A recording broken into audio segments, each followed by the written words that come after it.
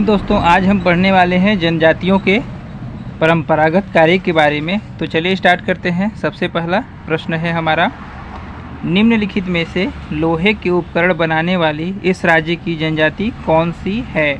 कोल है, शहरिया है, अगरिया है या फिर पारधी? तो कहने का मतलब है लोहे के उपकरण बनाने वाली इस राज्य में की जनजाति कौन है? तो है अगरिया लोग। लोहे के उपकरण बनाने में काम आते हैं। तो ऑप्शन नंबर सी इसका राइट आंसर हो जाएगा। अगला देखते हैं, क्वेश्चन नंबर 2 है, इस राज्य की निम्नलिखित में से कौन सी जनजाति मुख्यतः कृषि पर निर्भर हैं तथा केन से निर्मित वस्तुओं का विक्रय करती है? तो कौन करती हैं? गोंड करती हैं, धुरवा, माड़िया या मुड़िया?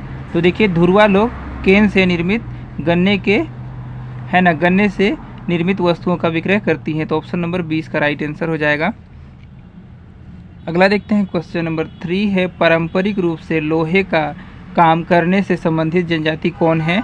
तो देखिए, हलबा है, अगरिया है, खैरवार है, कोरवा है या फिर इनमें से कोई नहीं। तो पारंपरिक रूप से लोहे का काम करने से संबंधित जनजाति है अगरिया। तो ऑप्शन नंबर 20 का राइट आंसर हो जाएगा। बढ़ते हैं अगले प्रश्न की ओर। प्रश्न नंबर 4 है, अगरिया जनजाति का परंपरागत कार्य क्या है? तो लौह शिल्प है या काष्ठ शिल्प, गोदना शिल्प या बांस शिल्प या फिर इनमें से कोई नहीं? तो देखिए, अगरिया जनजाति का परंपरागत कार्य क्या है? तो लौह शिल्प है। तो ऑप्शन नंबर ए इसका राइट आंसर हो जाएगा। अगला देखते हैं, क्वेश्चन नंबर 5 है, धनवार जनजाति का परंपरागत कार्य क्या है? लौह शिल्प है, काष्ठ शिल्प, बांस शिल्प, कत्था शिल्प या इनमें से कोई नहीं? तो देखिए, धनवार जनजाति का परंपरागत कार्य कौन सा है? तो धनवार जनजाति बांस शिल्प से प्रसिद्ध है। तो ऑप्शन नंबर सी इसका राइट आंसर हो जाएगा। अगला देखते हैं, क्वेश्चन नंबर 6 है, बांस बर्तन बनाने वाली अनुसूचित जनजाति कौन नहीं है? कंडरा, कमार, धनवार या फिर कंवर या फिर इनमें से कोई नहीं? देखिए, कंवर जनजाति का प्रमुख कार्य सैन्य कार्य होता है। तो देखिए, डी इसका राइट आंसर हो जाएगा। इनका कार्य सैन्य कार्य हेतु होता है। अगला देखते हैं, प्रश्न नंबर 7 है, इस राज्य के निम्नलिखित किस जनजाति का मुख्य कार्य बांस शिल्प है? हलबा, कठिया, कंडरा या झरिया? तो देखिए, प्रदेश में कंडरा, कमार, बिरहोर एवं धनवार जनजाति बांस शिल्प कला, बम्बू है ना हेतु प्रसिद्ध है। बांस शिल्प कला हेतु प्रसिद्ध है। तो क्या हो जाएगा? ऑप्शन नंबर 20 का राइट आंसर हो जाएगा। अगला देखते हैं, प्रश्न नंबर 8 है, किस जनजाति की आजीविका पारंपरिक रूप से बांस पर आधारित है? बिंझवार, कमार, कंवर या संवरा? तो देखिए, ऑप्शन नंबर सी हो जाएगा। कमार जनजाति की आजीविका पारंपरिक रूप से बांस पर आधारित है। तो ऑप्शन नंबर सी इसका राइट आंसर हो जाएगा। अगला देखते हैं, प्रश्न नंबर 9 है, छत्तीसगढ़ की बांस बर्तन बनाने वाली अनुसूचित जनजाति कौन नहीं है? कमार, धनवार, बिरहोर, हलबा या फिर इनमें से कोई नहीं? तो देखिए, छत्तीसगढ़ की बांस बर्तन बनाने वाली अनुसूचित जनजाति हलबा नहीं है। तो ऑप्शन नंबर डी इसका राइट आंसर हो जाएगा। हलबा जनजाति कृषि कार्य करते हैं तथा चिवड़ा या पोहा बनाने का कार्य करते हैं।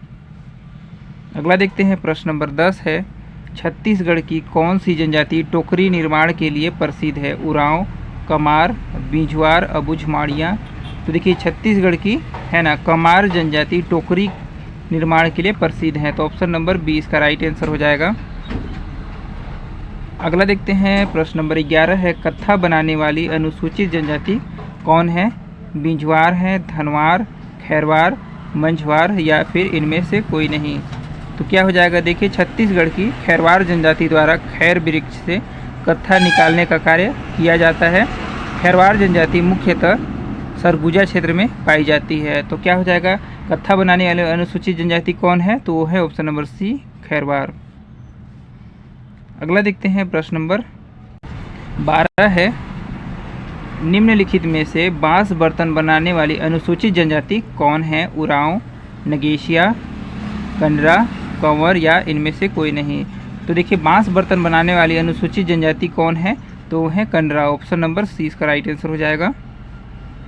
अगला देखते हैं, प्रश्न नंबर 13 है, छिंद पत्ते से चटाई व टोकरी बनाने का कार्य कौन करता है? कमार करता है या शिकारी करता है या कंडरा या सौता फिर इनमें से कोई नहीं? तो देखिए छिंद पत्ते से चटाई व टोकरी बनाने का कार्य शिकारी लोग करते हैं, तो ऑप्शन नंबर 20 का राइट आंसर हो जाएगा।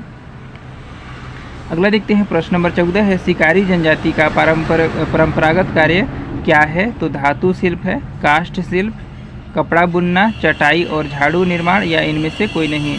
देखिए शिकारी जनजाति का परंपरागत कार्य क्या है? तो ऑप्शन नंबर डी हो जाएगा, चटाई और झाड़ू निर्माण करना। अगला देखते हैं प्रश्न नंबर 15 है, कत्था बनाने के लिए किस पेड़ की लकड़ी का उपयोग होता है? साल का, साजा का, बबूल का, खैर का। तो देखिए कत्था बनाने के लिए खैर पेड़ की लकड़ी का उपयोग होता है, तो ऑप्शन नंबर डी इसका राइट आंसर हो जाएगा। दोस्तों वीडियो अच्छा लगे तो चैनल को सब्सक्राइब कीजिएगा, लाइक कीजिएगा, शेयर जरूर कीजिएगा।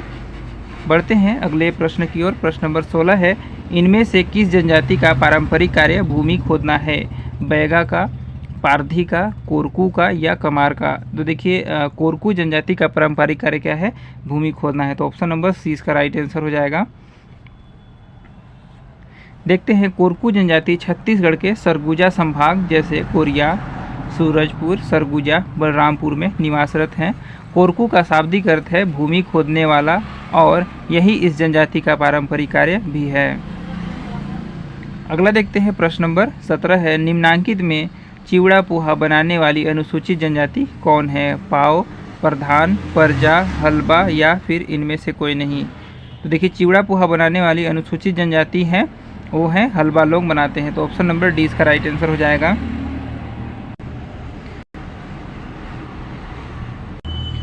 अगला देखते हैं प्रश्न नंबर 18 है, इनमें से कौन सी जनजाति मुख्य रूप से किसान है जो भूमि जोतने के लिए हल का उपयोग करते हैं? बैगा, अबूझमाड़िया, हलबा, या फिर खैरवार। तो देखिए हलबा जनजाति मुख्य रूप से किसान है जो भूमि जोतने के लिए हल का उपयोग करते हैं, तो ऑप्शन नंबर सी इसका राइट आंसर हो जाएगा। अगला देखते हैं प्रश्न नंबर 19 है, निम्नलिखित में से किस जनजाति की व्युत्पत्ति का अर्थ वह है जो हल रखता है? कमार, हलबा, बैगा, या फिर मुरिया। तो देखिए हलबा जनजाति की व्युत्पत्ति का अर्थ वह है जो हल रखता है, तो ऑप्शन नंबर 20 का राइट आंसर हो जाएगा। अगला है, बिलासपुर तथा रायपुर के निकट बसे बसोड़ परिवार के लोग विभिन्न प्रकार के सजावटी तथा उपयोगी वस्तुओं का निर्माण खाली स्थान से करते हैं। पत्थर से, चिकनी मिट्टी से, लकड़ी से, या फिर बांस से। तो बांस से करते हैं, तो ऑप्शन नंबर डी इसका राइट आंसर हो जाएगा। अगला देखते हैं प्रश्न नंबर 21 है, इनमें से कौन सी जनजाति अपने साहस और बहादुरी के लिए जानी जाती है और इसलिए उसे राजा के महल की देखभाल के लिए विशेष नियुक्ति मिली है? तो क्या हो जाएगा? धुरवा, हवर, हलबा, या फिर धनवार। तो देखिए धुरवा जनजाति अपने साहस और बहादुरी के लिए जानी जाती है और इसलिए उसे राजा के महल की देखभाल के लिए विशेष नियुक्ति मिली है, तो ऑप्शन नंबर ए इसका राइट आंसर हो जाएगा। अगला देखते हैं प्रश्न नंबर 22 है, छत्तीसगढ़ की जनजातियों के पारंपरिक वैध कौन सा जनजाति मानी जाती है? गोंड, अगरिया, पनका, या फिर बैगा। तो देखिए छत्तीसगढ़ की जनजातियों के पारंपरिक वैध है ना बैगा जनजाति मानी जाती है, तो ऑप्शन नंबर डी इसका राइट आंसर हो जाएगा। जैसे बैगा जनजाति छत्तीसगढ़ राज्य के प्रमुख मध्य क्षेत्र में निवासरत आदिवासी समुदाय हैं। मान्यता है कि उन्हें तंत्र मंत्र एवं जादुई शक्ति का ज्ञान परंपरागत रूप से प्राप्त है।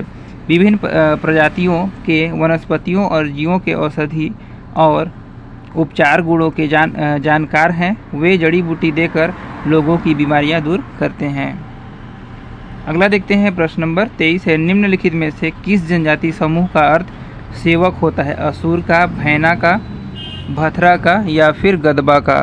तो क्या हो जाएगा?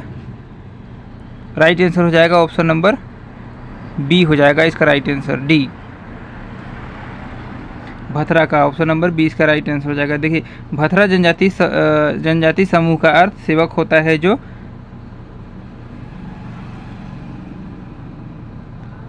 20 का सही उत्तर हो जाएगा।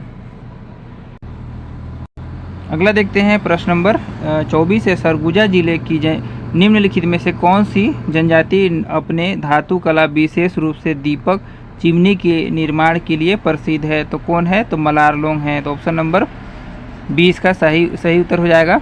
अगला देखते हैं प्रश्न नंबर 25 है, छत्तीसगढ़ में काष्ठ कला के लिए कौन सी जनजाति प्रसिद्ध है? कमार, कंवर, मुरिया, बिंझवार। तो सही उत्तर हो जाएगा ऑप्शन नंबर बी। तो मुरिया लोग होते हैं। तो ऑप्शन नंबर बी इसका राइट आंसर हो जाएगा। दोस्तों इसी तरीके से वीडियो पाने के लिए चैनल को सब्सक्राइब कीजिए, लाइक कीजिएगा, शेयर ज़रूर कीजिएगा। मिलते हैं एक नए वीडियो के साथ, तब तक के लिए धन्यवाद।